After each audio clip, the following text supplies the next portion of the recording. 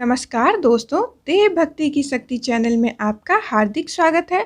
आज मैं आपको श्रवण कुमार कथा सुनाने जा रही हूँ। पौराणिक युग में शांतनु नामक एक सिद्ध साधु थे। उनकी पत्नी भी एक सिद्ध धर्मपरायण नारी थी। कहानी उस समय की है जब शांतनु और उनकी पत्नी बहुत वृद्ध हो चुके थे और उनकी आंखों की रोशनी भी चली गई थी। उन दोनों का एक पुत्र था जिसका नाम था श्रवण कुमार। श्रवण कुमार बहुत ही सरल स्वभाव का व्यक्ति था। माता पिता के लिए मन में बहुत प्रेम एवं श्रद्धा थी। वो दिन रात अपने माता पिता की सेवा करता था। अपने माता पिता को बच्चों की तरह लालन पालन करता था। उसके माता पिता भी स्वयं को गौरवशाली महसूस करते थे और अपने पुत्र को दिन रात हजारों दुआएं दिया करते थे। कई बार दोनों एक दूसरे से कहते कि हम कितने धन्य हैं कि हमें श्रवण जैसा मातृभक्त पुत्र मिला है, जिसने स्वयं के बारे में न सोचकर अपना पूरा जीवन वृद्ध नेत्रहीन माता पिता की सेवा में लगा दिया।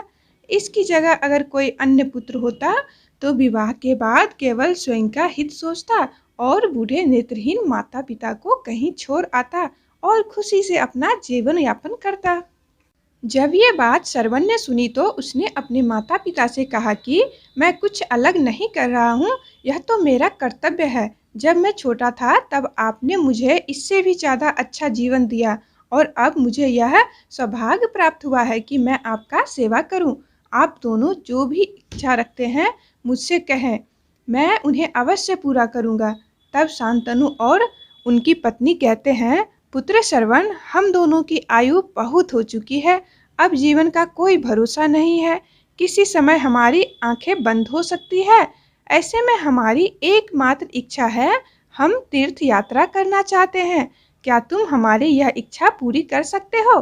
श्रवण कुमार अपने माता पिता के चरणों को पकड़कर अत्यंत प्रसन्नता के साथ कहता है, हाँ पिताजी, यह तो मेरे लिए परम सौभाग्य की बात होगी कि मैं आप दोनों की इच्छा पूरी कर सकूं। श्रवण अपने माता पिता को तीर्थ करवाने हेतु एक कावड़ तैयार करता है, जिसमें एक तरफ शांतनु एवं दूसरी तरफ उनकी पत्नी बैठती है और कांवड़ के डंडे को अपने कंधे पर लादकर यात्रा शुरू करता है। उसके हृदय में माता पिता के प्रति इतना स्नेह है कि उसे उस कांवड़ का लेश मात्र भार भी नहीं लगता है।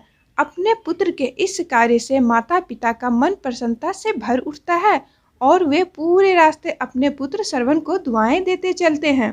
तीर्थ करते समय जब वे तीनों अयोध्या नगरी पहुँचे तब माता पिता कहते हैं, उन्हें प्यास लगी है। श्रवण कांवर को जंगल में रखकर हाथ में पत्तों का पात्र बनाकर सरयू नदी से जल लेने जाता है।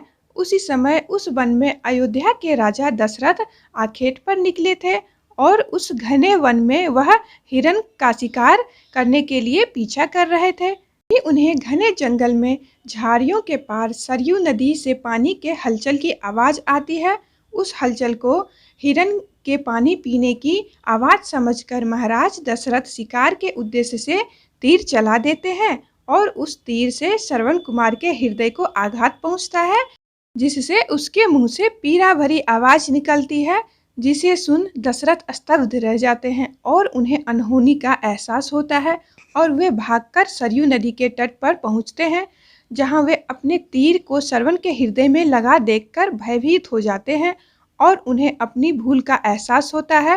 राजा दशरथ श्रवण कुमार के समीप जाकर उनसे क्षमा मांगते हैं। तब अंतिम सांस लेते श्रवण कुमार महाराज दशरथ को अपनी वृद्ध नेत्रहीन माता पिता के बारे में बताता है और कहता है कि वे प्यासे हैं, उन्हें जाकर पानी पिला दीजिए और उसके बाद उन्हें मेरे बारे में बताइएगा। और इतना कहकर श्रवण कुमार मृत्यु को प्राप्त हो जाता है। भारी हृदय के साथ महाराज दशरथ श्रवण के माता पिता के पास पहुंचते हैं और उन्हें पानी पिलाते हैं। माता पिता आश्चर्य से पूछते हैं, उनका पुत्र कहाँ है? वे भले ही नेत्रहीन हो पर वे दोनों अपने पुत्र की आहट से ही समझ लेते थे। माता पिता के प्रश्नों को सुनकर महाराज दशरथ उनके चरणों में गिर जाते हैं और बीती घटना को विस्तार से कहते हैं।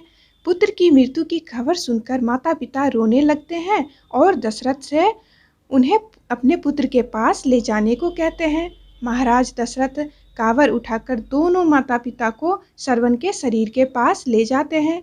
माता पिता बहुत जोर जोर से विलाप करने लगते हैं।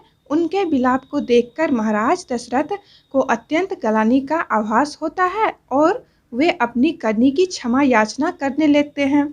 लेकिन दुखी पिता शांतनु महाराज दशरथ को श्राप देते हैं कि जिस तरह मैं शांतनु पुत्र वियोग में मरूंगा, उसी प्रकार तुम भी पुत्र वियोग में मरोगे। इतना कहकर दोनों माता पिता अपने शरीर को त्याग मृत्यु को प्राप्त हो जाते हैं। महाराज दशरथ श्राप मिलने से अत्यंत व्याकुल हो जाते हैं और कई वर्षों के बाद जब उनके पुत्र श्री राम जी का राज अभिषेक होता है, तब माता कैकेयी के वचन के कारण राम जी, सीता माता और लक्ष्मण जी को 14 वर्षों का वनवास स्वीकार करना पड़ता है और इस तरह महाराज दशरथ की मृत्यु भी पुत्र वियोग में होती है।